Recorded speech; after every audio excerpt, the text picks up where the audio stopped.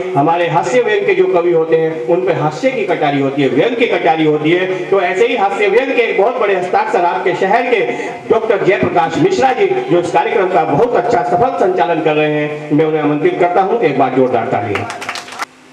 आजकल हम समाज में देखते हैं तरह तरह के परिवर्तन हो रहे हैं। महिलाओं को देखेंगे तो बाल खोल करके चलना उनका फैशन बन गया है। जैसे देखो कहीं सड़क पर खड़े हो जाओ तो ऐसा लगेगा कि महाभारत काल की द्रौपदियां आज उपस्थित हो रही हैं। पांडे जी आपको समर्पित कर रहा हूं मैं एक मुक्तक के माध्यम से। जे बंद बालों की लटों को मत झटकना बेवजह,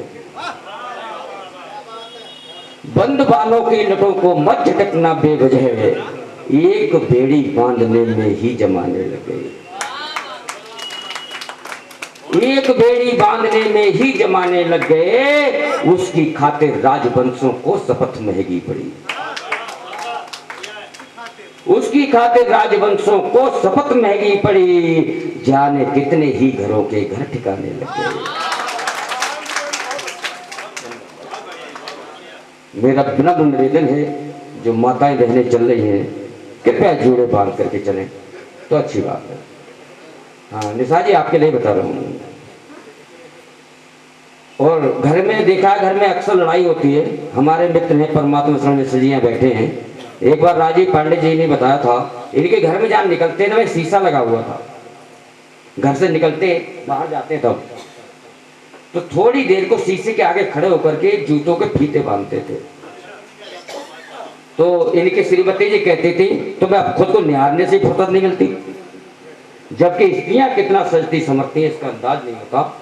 भाई जब शुरुआत करता हूं, दिखा उंगली डराती है, परमात्मा जी दिखा उंगली डराती है मगर चूहे से डरती है,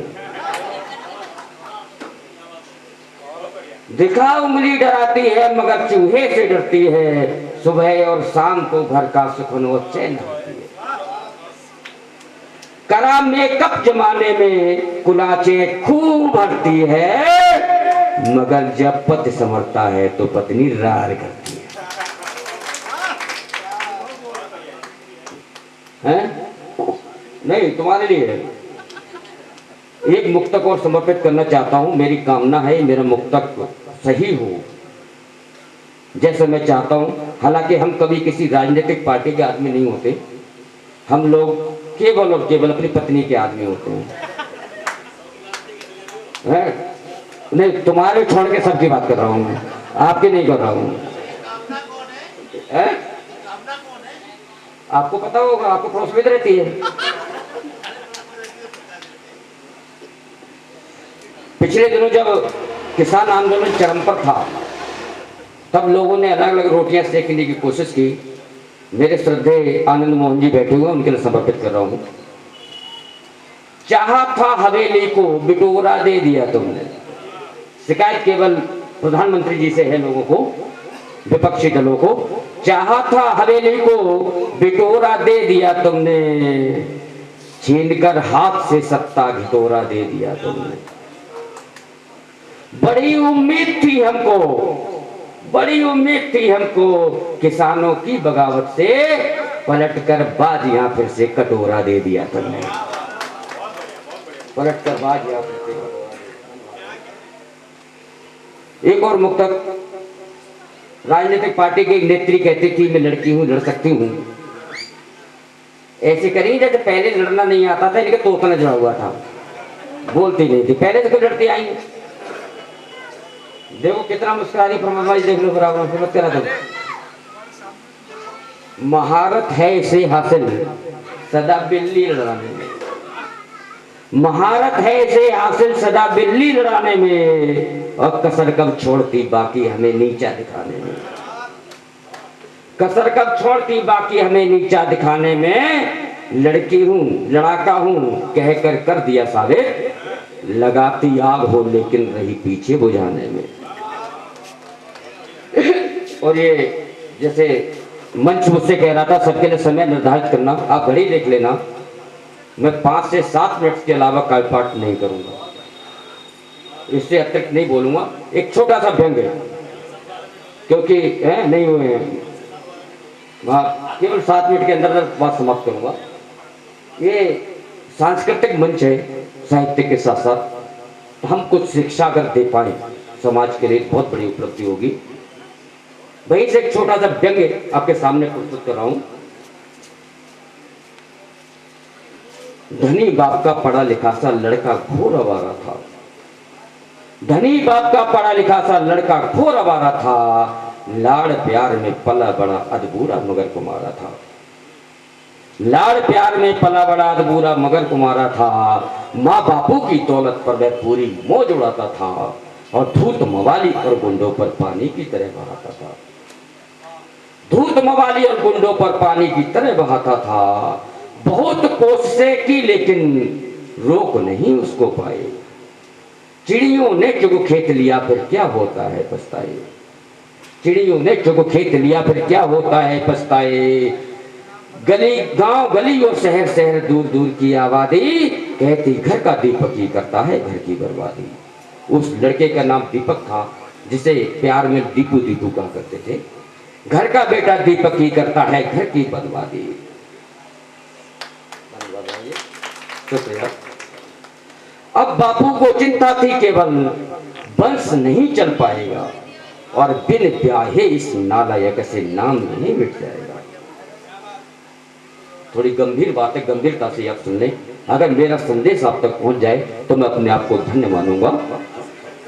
बापू को चिंता थी केवल वंश नहीं चल पाएगा और बिन ब्याहे इस नालायक से नाम नहीं मिट जाएगा। रिश्ते की खातिर में उनको संपत्ति एक सहारा था और ले देकर ही ब्याह करा दो चमचों को किया इशारा था। ले देकर ही ब्याह करा दो चमचों को किया इशारा था। उनके कर्जे में दबा हुआ एक पिता वक्त का मारा था। बिस्तर में अशक्त पड़ी पत्नी सांसों का मात्र सहारा था।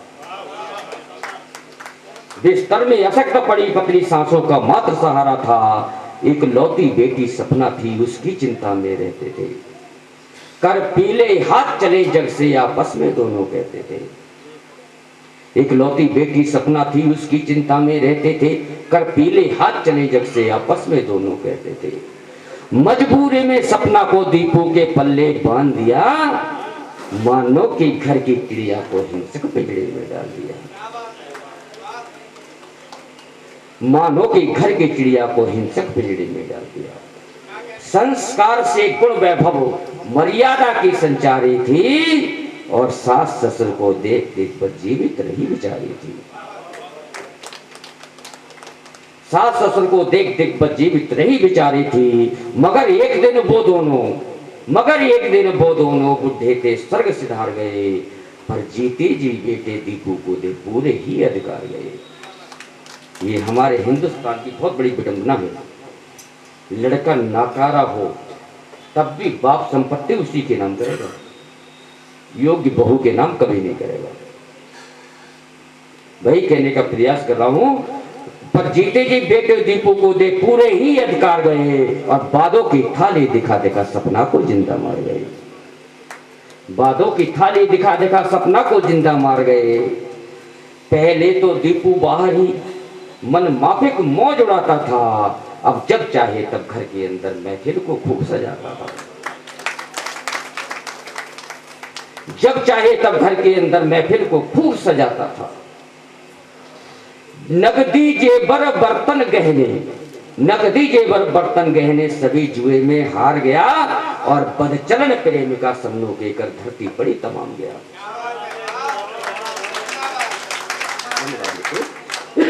बदचलन प्रेमिका समनों के कर धरती पड़ी तमाम गया। और जब किसी के नाम संपत्ति आ जाती, धन आ जाता है, उसका नाम भी बड़ा हो जाता है। अब सन्नों से बनी सुनैना ने कर नया रूप अख्तियार लिया।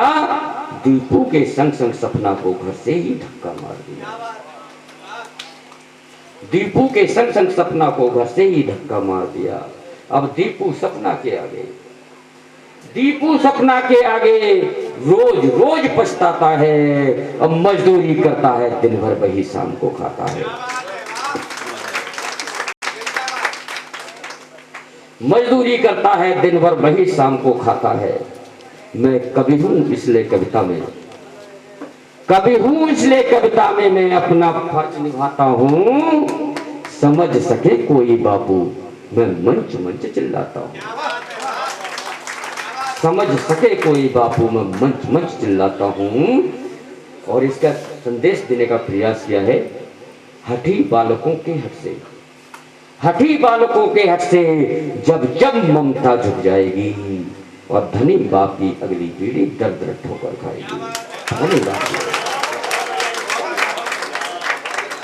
अगर आप ये वीडियो YouTube पर देख रहे हैं तो हमारे चैनल को सब्सक्राइब करें और बेल आइकन को दबाना ना भूलें। अगर आप Facebook पर ये वीडियो देख रहे हैं तो हमारे पेज को लाइक करें।